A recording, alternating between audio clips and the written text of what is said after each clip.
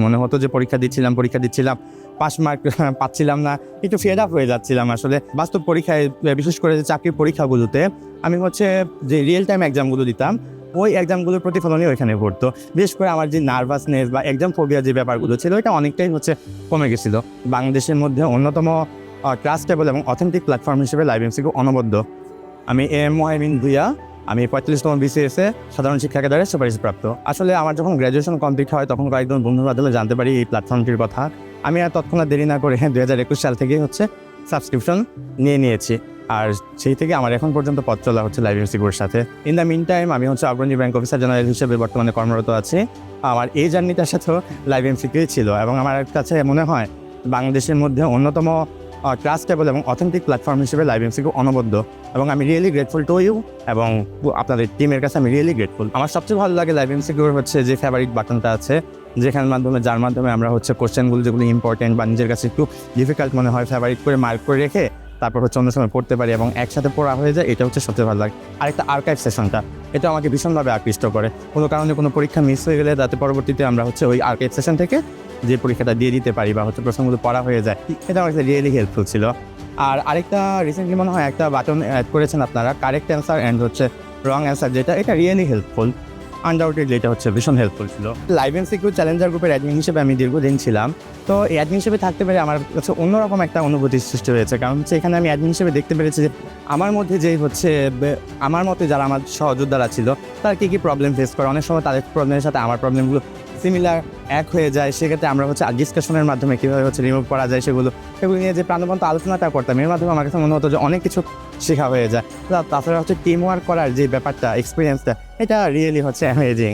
আসলে এই ক্ষেত্রে হচ্ছে আমি যখন লাইভ এমসিকিউর সাথে আমার জার্নিটা শুরু করি তখন শুরুর দিকে বেশ কঠিন ডিফিকাল্টি ছিল। আমার কাছে মনে হতো যে পরীক্ষা দিচ্ছিলাম পাস মার্ক পাচ্ছিলাম না, একটু ফেড আপ হয়ে যাচ্ছিলাম। আসলে তখন আমি বুঝতে পারছিলাম না যে কী করে হচ্ছে পাস মার্ক করবো। তার ভিতরে একটা জেদ কাজ করতো আমার ভিতরে যে না, যে কোনো মূল্যেই হোক আমি এই পাস মার্ক আমাকে অ্যাচিভ করতেই হবে।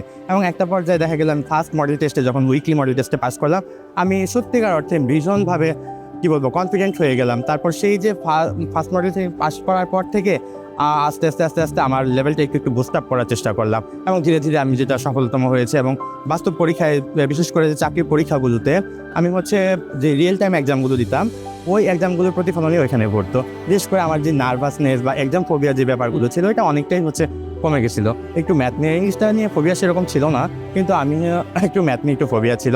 সেক্ষেত্রে হচ্ছে আমি আপনাদের আর্কাইভ থেকে যে ম্যাথ মাস্টার যে বাটনটা আছে, এটার কথা আমি বিশেষভাবে হচ্ছে বলতে চাই।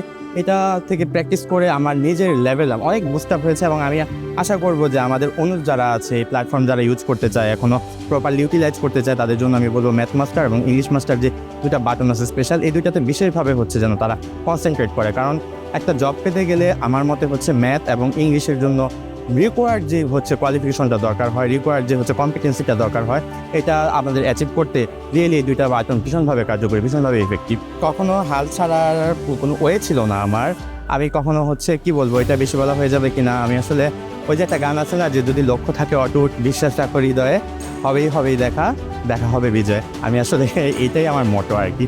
তো এটাকে ধারণ করেই হচ্ছে আমি এগিয়ে চলেছি। আর যার কারণে আজকে যতটুকু আসতে পেরেছি তার পিছনে হচ্ছে এই গানটা ভীষণভাবে হচ্ছে আমাকে এনকারেজ করেছে। আর আপনাদের প্ল্যাটফর্মটার ব্যাপারে আমার যে বিশেষ ভালোবাসার জায়গাটা যেটা হচ্ছে আপনারা অনেক হেল্পফুল এবং আপনাদের যেই হচ্ছে এই প্ল্যাটফর্মটা, এটা অনেক এনরিচড একটা প্ল্যাটফর্ম এবং প্রতিনিয়ত আপনারা আপগ্রেডেশনের মাধ্যমে আমাদের সার্ভিসটাতে যে ইনপুট করতেছেন, এটা আমাদের সত্যি ভীষণভাবে ইফেক্টিভ হয়েছে।